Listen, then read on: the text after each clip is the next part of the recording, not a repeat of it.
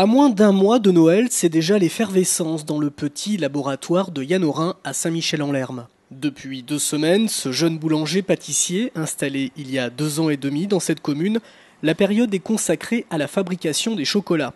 Entre ses mains, 5 à 6 000 pièces sont ainsi confectionnées, d'où l'importance de commencer ce travail en amont. On s'y prend à l'avance puisque, vu les quantités de bonbons qu'il y a à fabriquer, ça prend énormément de temps, donc on est obligé de se mettre à faire ça dès maintenant.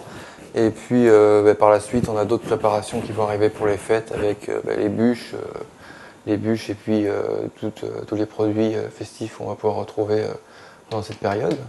Donc comme tous les boulangers qui font leur chocolat, on s'y met dès maintenant. Pour ces fêtes de fin d'année, la gamme de chocolat s'étend du Pralifiz, un chocolat praliné doté de billes de riz aux sensations pétillantes, ou encore les aiguillettes orange ou citron nappées de leur chocolat noir ou blanc, en passant bien évidemment par l'incontournable truffe au parfum café ou chocolat, mais aussi les bonbons moulés.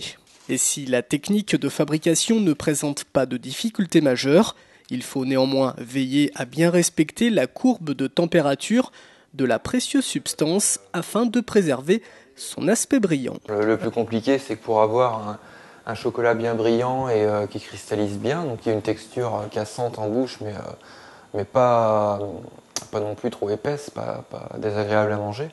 Il faut qu'on chauffe notre chocolat et qu'on lui fasse suivre une courbe de température. Donc c'est ça le plus difficile, c'est qu'on fait monter très chaud en température, on le redescend pour le remonter après.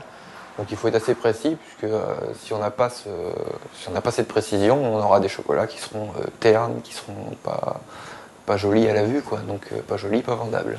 L'odeur dégagée de ce mélange de sucre et de cacao nous plonge littéralement dans l'ambiance de Noël.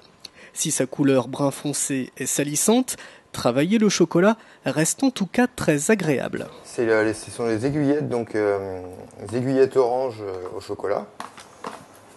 Donc le principe il est simple. On tapote la fourchette, c'est pour enlever l'excédent de chocolat et avoir toujours cette finesse sur nos aiguillettes. C'est assez fondant, ça se mange tout seul, donc on mange ça n'importe quand, comme ça. Donc ça c'est des truffes. Donc on a poché la ganache hier sur feuille pour la laisser refroidir comme il faut. La truffe, ouais, c'est un produit qui se démode pas, ça on va dire. Le chocolat, une friandise qui reste une valeur sûre à offrir et à déguster au moment des fêtes. Ouais, le chocolat c'est toujours... quand il arrive au magasin, les gens sont enfin le chocolat, on dirait qu'il est attendu presque. C'est un peu comme la tradition de Noël, c'est la tradition du chocolat qui va arriver.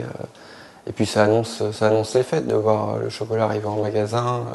C'est assez joli, ses couleurs, ça met de l'entrain, les gens sont contents, ça donne de la vie, on va dire, au magasin. Avec Pâques, Noël reste une période faste pour les pâtissiers.